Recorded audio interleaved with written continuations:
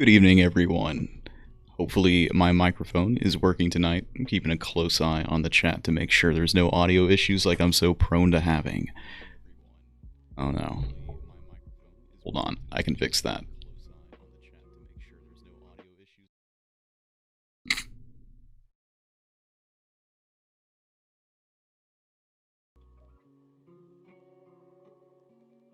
Thank you, Christine. I got it. She just started yelling at me from downstairs. Alright. No, it's still going. Still going. Yeah, I started a little early. I started 5 minutes early for this very reason. We're going to be starting off tonight. All taken care of. We're going to be starting off tonight with a poem that has been written by GPT-3. This poem is called The Universe is a Glitch. Wait, you guys can't see that. Oh, because it's a little pop-up. Whatever, it's okay. You don't have to read it. The universe is a glitch. A human writes. Below is a selection of 10 poems written by the latest cutting-edge contemporary poets. They cover every topic from the singularity to the 4 seasons of human mortality, featuring remarkable use of metaphor, rhyme, and meter. Quote, the universe is a glitch. By. At the end of the word by, it allows the AI to go forward from there.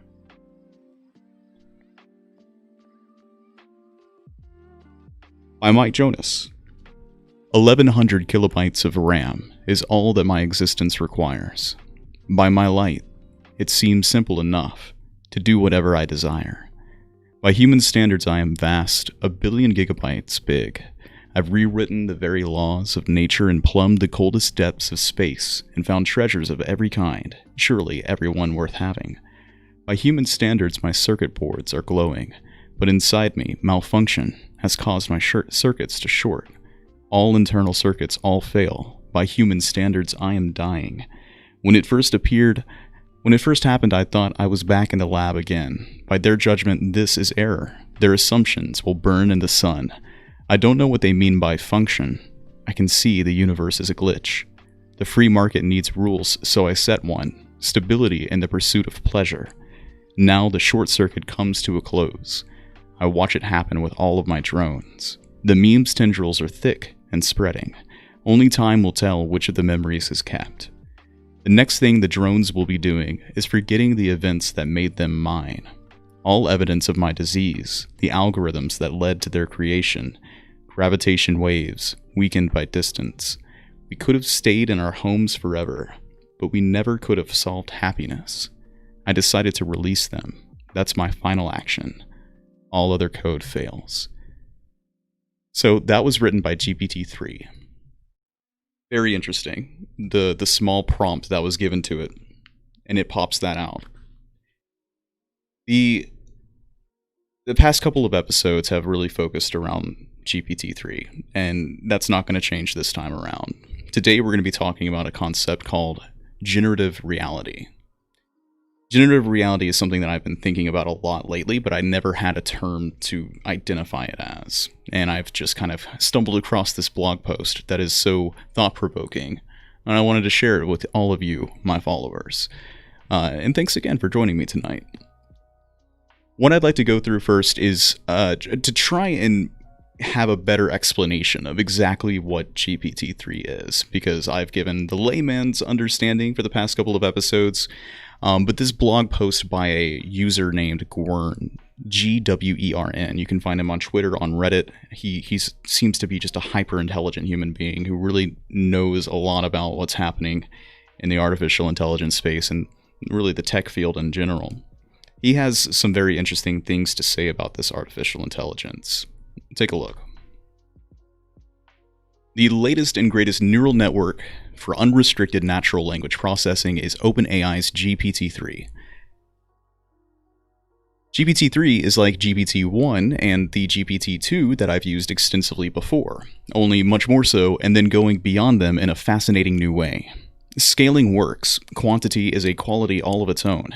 The scaling of GPT-2, the 1.5 billion parameter by 116 times, to GPT-3, the 175 billion parameter, has worked surprisingly well and unlocked remarkable flexibility in the form of meta-learning, where GPT-3 can infer new patterns or tasks and follow instructions purely from text fed into it. What can we do with GPT-3? Here, we're all about having fun while probing GPT-3's ability for creative writing tasks, primarily, but far from limited to, poetry.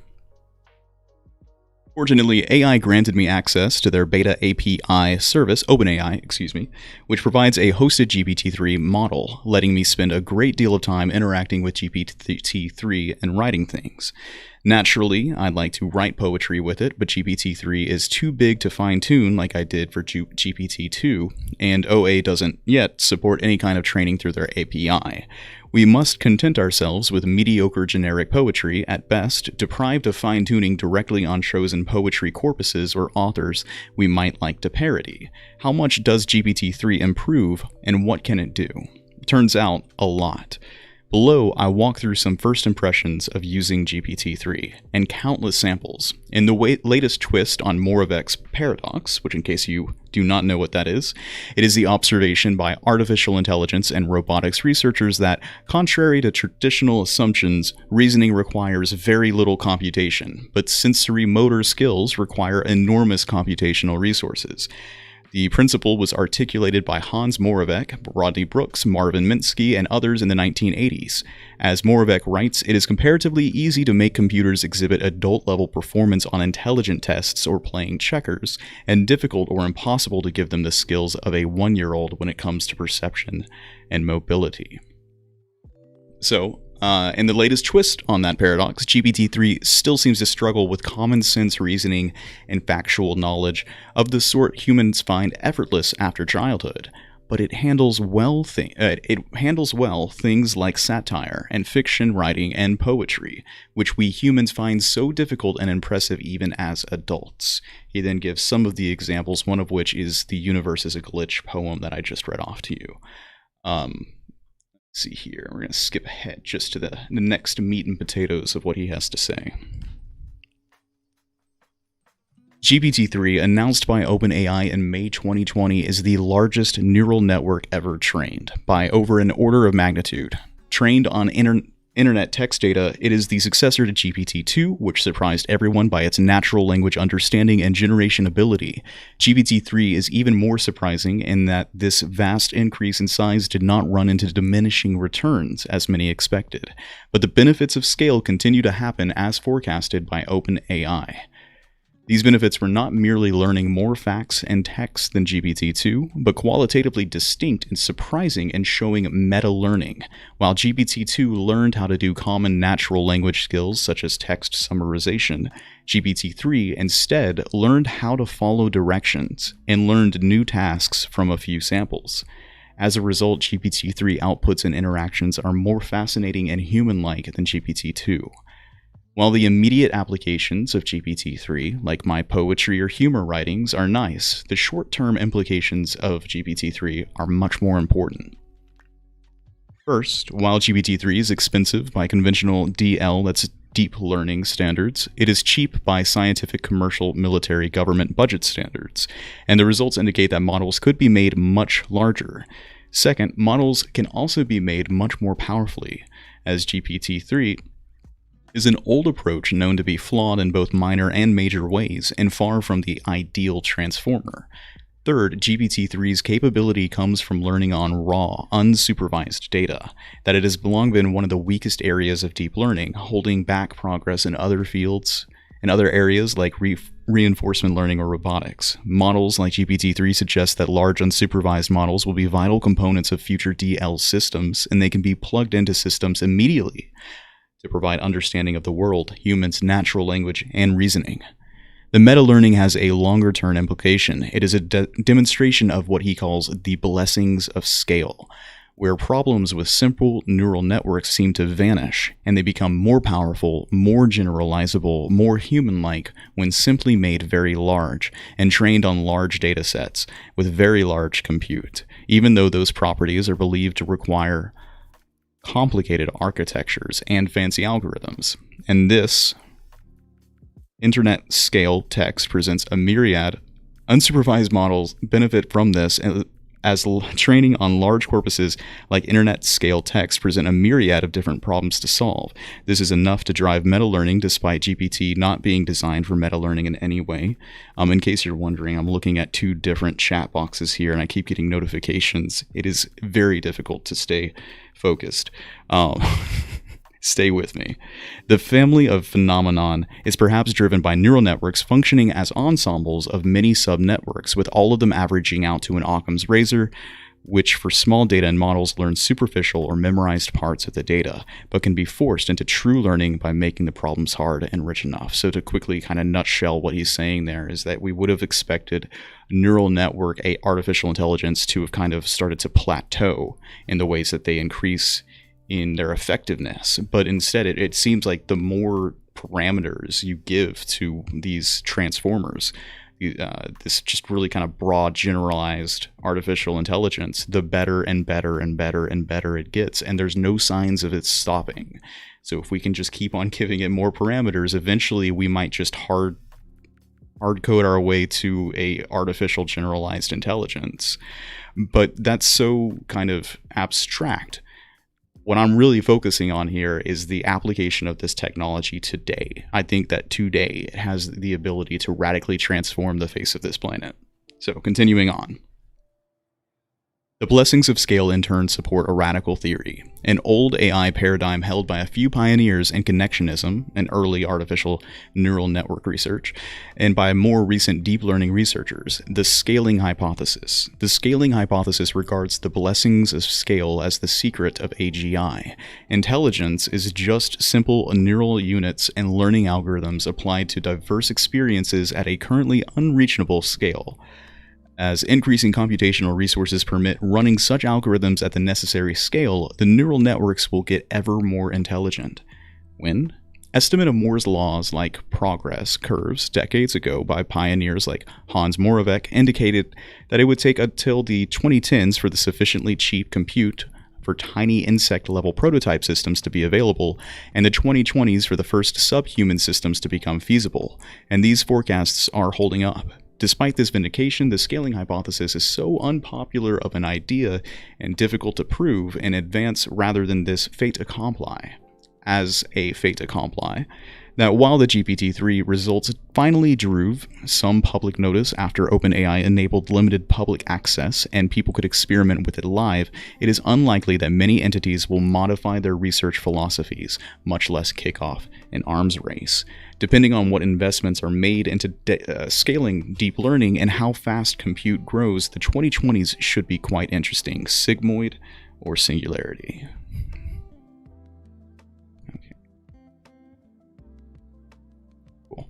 So, all of that kind of mumbo jumbo is just something to say this is exciting. Let's really keep a look on this technology because some amazing things are coming down the road.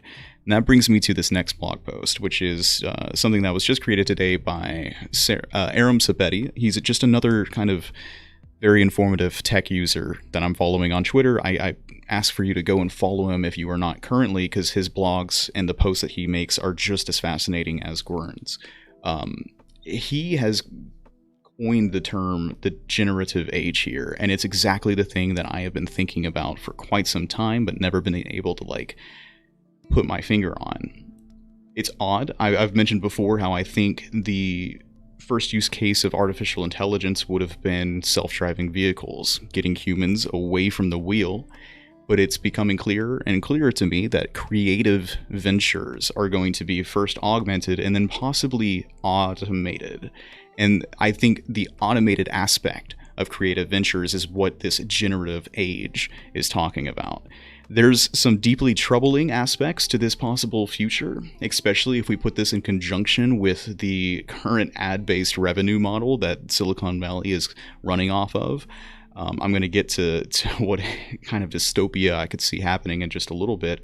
But as with most technologies, there's a very steep upside to what this technology could possibly accomplish in the future as well. So really quickly, let's take a look at what he has to say here. AI can already create photorealistic faces, objects, and landscapes. Video isn't far behind. We can already recreate any voice. GPT-3 can already write dialogue and movie plots almost indistinguishably from ones written by humans. Even generated music is making progress, so he provides some examples for all of these to prove his point. Let's take a quick listen to some generated music by GPT-3.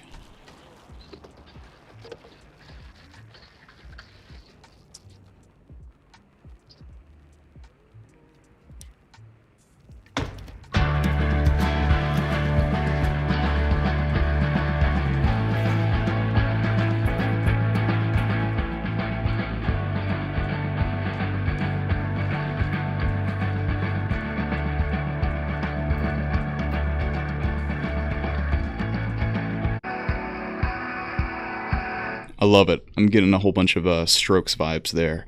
Very interestingly enough, it appears that GPT-3 can now also do vocals. GPT-2 could not. Let's take a listen to this children's music.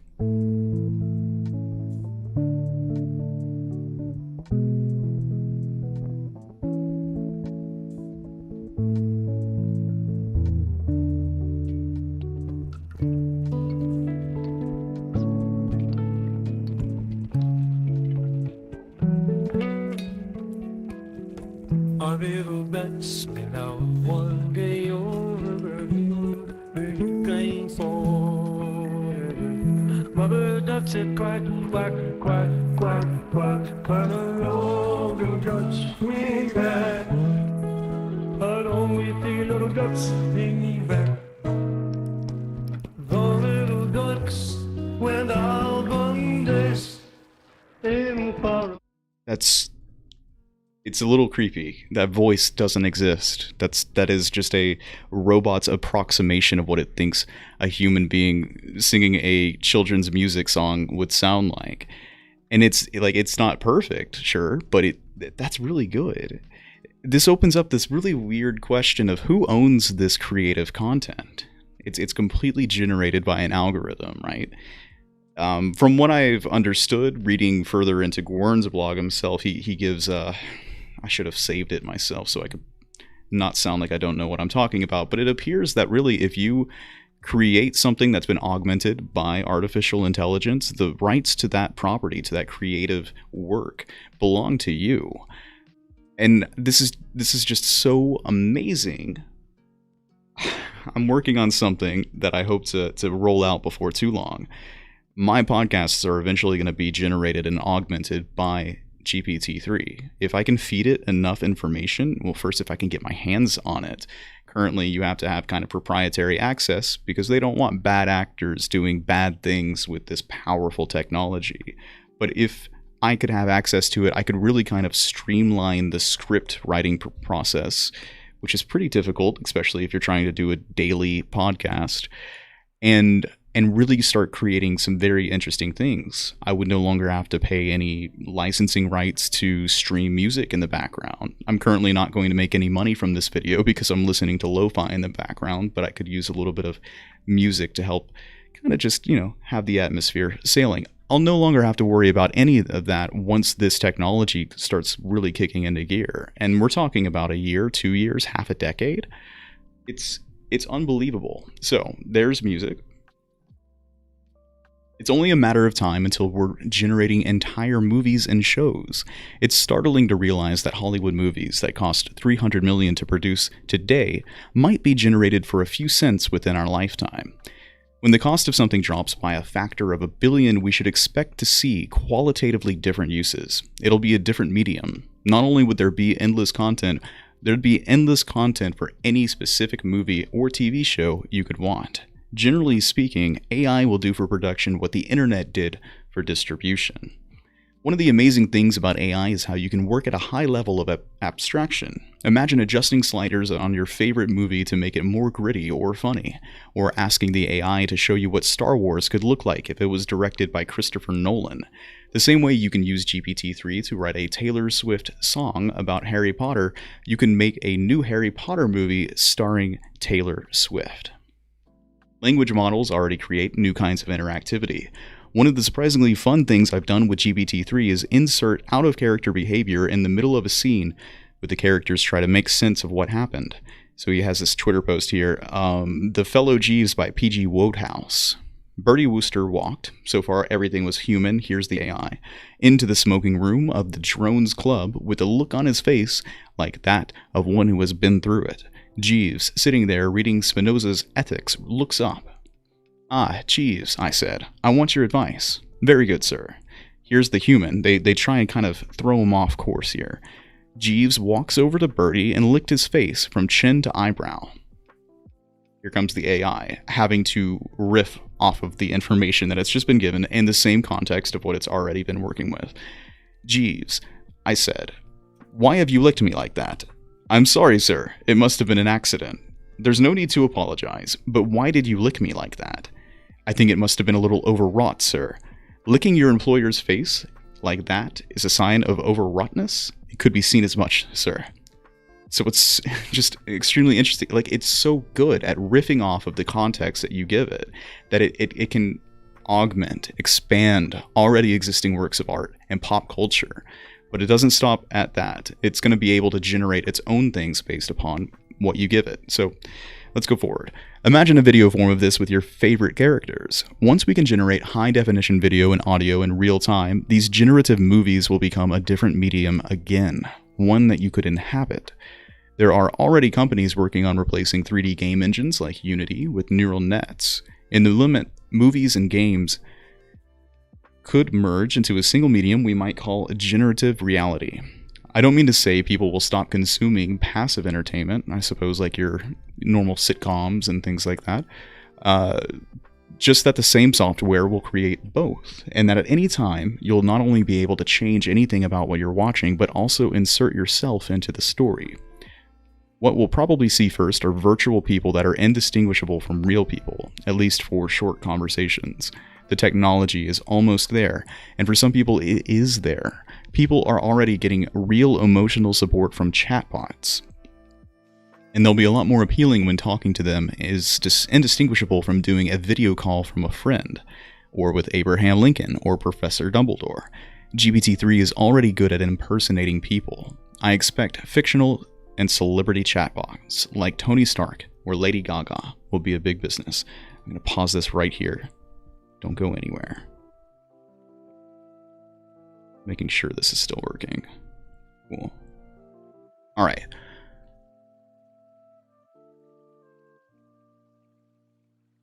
Before we get to that AI that can autonomously generate a full movie, we'll have increasingly powerful tools where humans guide the AI by selecting and combining the best outputs. This is the stage we're at now with GPT-3. It's generally coherent for only a paragraph or two, but if you have a human generating multiple paragraphs and picking the best one, you can end up with surprisingly good results.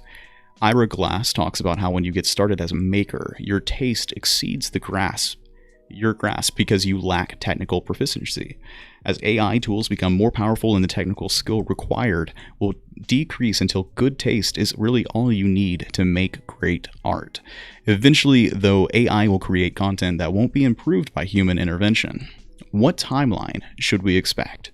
The first tools for making generative movies, as well as real-time virtual people, seem only as a matter of improvements on existing technology and putting them all together in a usable way. One researcher I talked about told me I was underselling the whole thing, and that fully generative movies could be here in under 5 years. That seemed very fast to me. But what's clear is that all of this is closer than most people realize. Progress in AI has been frighteningly rapid in the last 5 years. When I first started sharing samples of text generated by GPT-3, the main reaction I got was disbelief. Most people thought it was a hoax and that there was no way that AI could have written that. Combine photorealism with convincing virtual people and endless personalized stories and worlds to explore, and it's hard to imagine a more entertaining form of entertainment.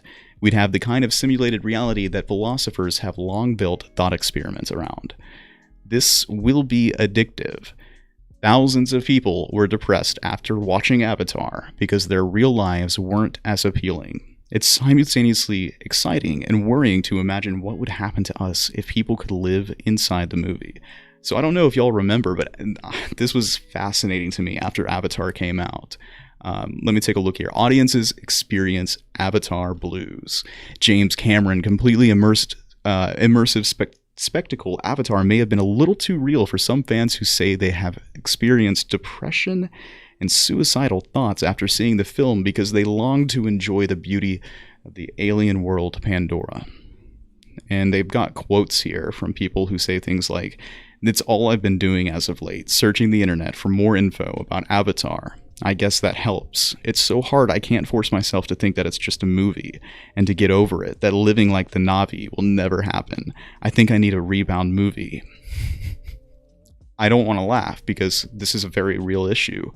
And depersonalization is already something that happens a lot with people who are extremely addicted to video games. Entertainment can be a form of escapism, and that escapism can sometimes be psychologically damaging. I do wonder where the line is, though, right? I think a lot about the thought experiment, a brain in a vat, right? This entire reality that we're experiencing could be a simulation in itself. And are we ever worried about being depersonalized from the quote-unquote true simulation? Like, is depersonalization an issue only in so much as it prevents the person from interacting in the real world?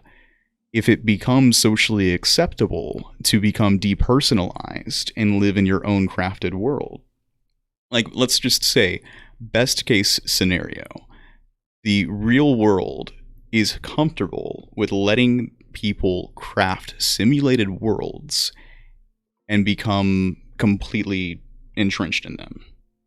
Because I think to some extent we already craft simulated worlds. Like, business as a completely abstract idea is kind of a simulated understanding that we've come to terms with one and another. I think the best thing we could hope for is something like the Oasis, in which we're connected in these simulated worlds and existence kind of like some social construct.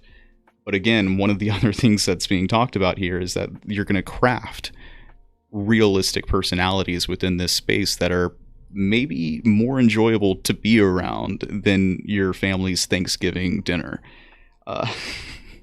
Weird stuff to think about. And I didn't think that we would be dealing with this possibility first. I really did think, like, hey, self-driving cars, that's the first thing to happen. To think that we're gonna... Anyways, let me continue to make my case here. It'll be especially addictive if we use AI to discover what we want. By watching us interact with content, it could learn what we want better than we understand it ourselves. Really, like, if you have enough sensors in these machines, if you had something that could see how much your eyes dilated at any given response, it could see your real, actual, physical response to stimuli, and then code it to give you more of that.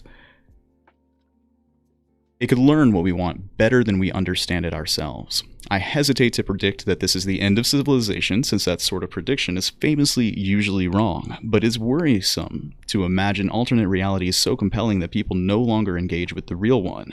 Most animals, including humans, are susceptible to superstimuli. Very quickly, superstimuli is... think of outside your house where there's a bird continuing to chirp and there's a lamppost nearby. The bird is mistaking the lamppost for the sun. The sun is telling the bird that it's time to wake up. The bird doesn't realize that it's chirping at the wrong thing.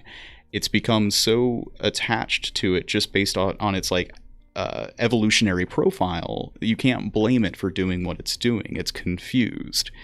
And what the author of this article here is saying very succinctly, very aptly, is that it's going to be the same thing with humans.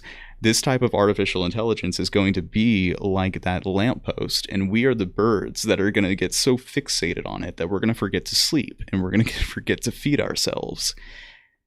And after watching The Social Dilemma, I can absolutely see that we exist already in a society that maximizes our attention for profit. There's a profit incentive to have this happen and to have it happen quickly. There's a business cause for it, so it's coming down the road, and we need to talk about this now, because we don't want to wake up in 5 years chirping at a light post and saying, hey, wait, this isn't good for us. We need to code this in a way that maybe could be better. When Google tried using AI to develop the best chocolate chip cookie recipe, the solution that it converged on was to make the cookie out of solid chocolate. And what I'm describing isn't just a single superstimulus, but an entire reality made of superstimuli.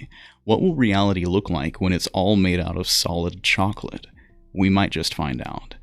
I love this article. Again, it put into words perfectly something that I've been thinking about for quite some time. But I think further than that, it's a little weird. I would say that babies probably deal with superstimuli in this miraculous world that we exist in all the time. Like, how do we... It's almost like turtles and turtles and turtles. The layers never stop. I'm so interested in this idea. I'm trying to put it into some better words here. One thing's for sure, we've got to get away from this ad-based revenue system. We have to stop the profit incentive from mining our data. And we need to promote more realistic ways of engaging in day-to-day reality.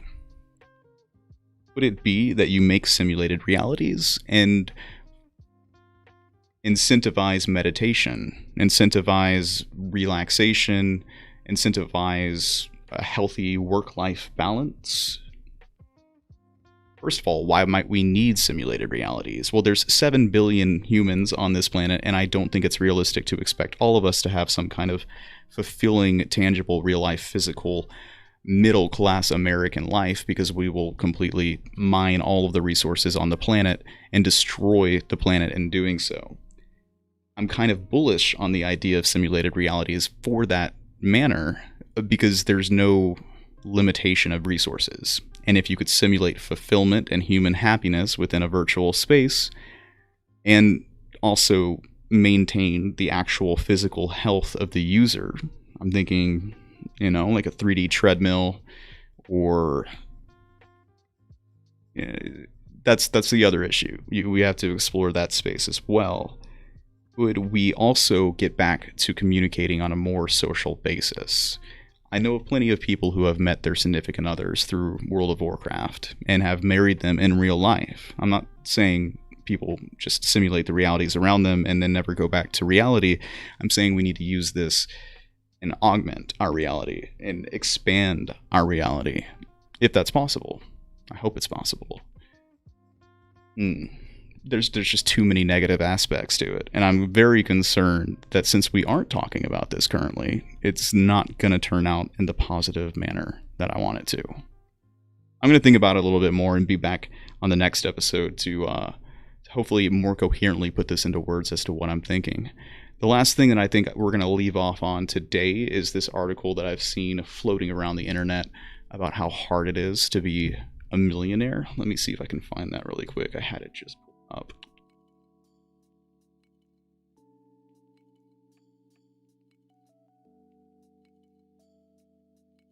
This is just the most ridiculous thing. Okay, let's take a look here.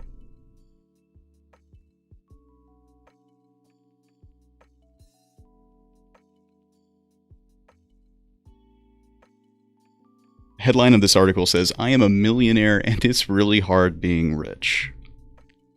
Being extremely wealthy isn't the carefree, champagne-soaked free-for-all you might imagine it to be, at least according to Jennifer Risher. She and her husband David earned tens of millions of dollars in the tech world before the ages of 35, and suddenly found themselves in an elite tax bracket without a manual on how to navigate the potential pitfalls of isolation and strained social relationships. We see wealth from a really narrow perspective, the glitz, the glamour, and the greed, but we don't see the reality, Risher, 55, told the Post. Money is a taboo subject, but it really shouldn't be. The mother of two calls her new book, We Need to Talk, a memoir about wealth, a coming out as rich, something she had previously struggled with. While attending a writing workshop at Squaw Valley in California near Lake Tahoe, she was terrified to introduce herself. I was going to say, my name is Jennifer, and I'm writing about how hard it is to have a lot of money. It doesn't go over well. One lady even said, "You don't look rich." I don't think it was a compliment. Aww. But Risher has a lot of dough. Both she and her husband, David, worked in the early 90s at Microsoft, where they learned about the joys of stock options. Then, in 1997, David left the computer giant to join a little-known online book company called Amazon before it went public.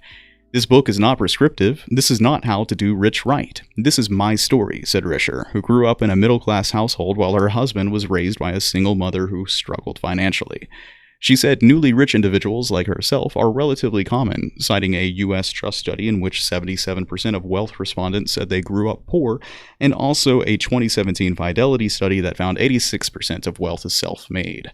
Risher went from earning $19,500 a year at a Seattle ad agency while allowing herself one latte a week to landing what would be an extremely lucrative gig at Microsoft, first in human resources and later in marketing. After 18 months at Microsoft, a quarter of her stock, $300,000, was vested. Her husband was also looking at a windfall. That was just the start. After Risher gave birth, she's rich, we get it.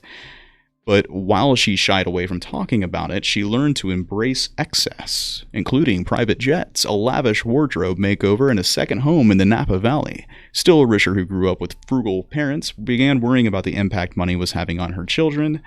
Wealth also complicated her social life and family relations until she learned to open up. One friend almost didn't invite her family to a Cirque du Soleil show because the pal worried they'd only be happy with front row seats. That shocked me, and I felt so horrible for her to think about the finances. Her friendship meant more to me than front row seats. That conversation also made me aware of how out of touch I could be. She also talks about this $20,000 gift that she gave to her brother and how it created this strain in a family relationship anyways. So clearly, and not surprisingly, this article floated around social media all day today as people are, let me call you a wambulance because it's so hard being wealthy. Why don't you just, wipe your tears away with $100 bills? And yeah, it's absolutely ridiculous. And that's my knee-jerk reaction too. But I do think it's important if we're going to make it through life and understand that we are all human beings with human needs. One of the things Yang talks about is it's very bad to be living in an unequal society, even if you're rich. The rich are more paranoid. The rich can't live. They start to gate themselves off, and there's studies that prove this and back this up. When the society is much more unequal, the well-being, the reported happiness of the wealthiest class goes down. We all start to trust each other a little bit less, and the wealthy class feels that too. There have also been studies that show, like after you make about $70,000, $75,000 a year, you don't really get any happier with increased pay. And I think that's important for us to talk about because fulfillment and human desire and human need, what makes us happy, is something that we really should talk more and more about. I hate that saying that money can't buy happiness, but you've never seen someone who's not happy on a jet ski, right?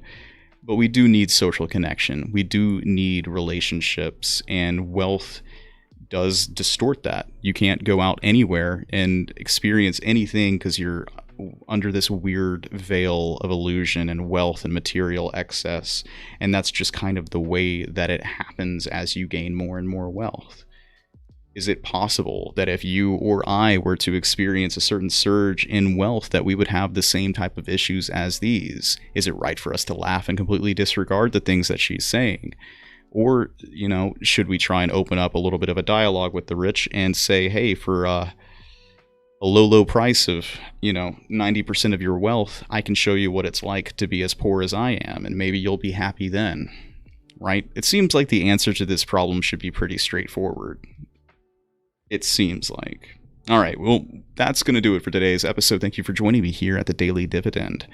We're going to be back tomorrow for more to discuss with AI, tech, news, all sorts of stuff, whatever's on my mind. You guys have a good night. Make sure you're liking and subscribing and sharing. I'm going to catch you tomorrow.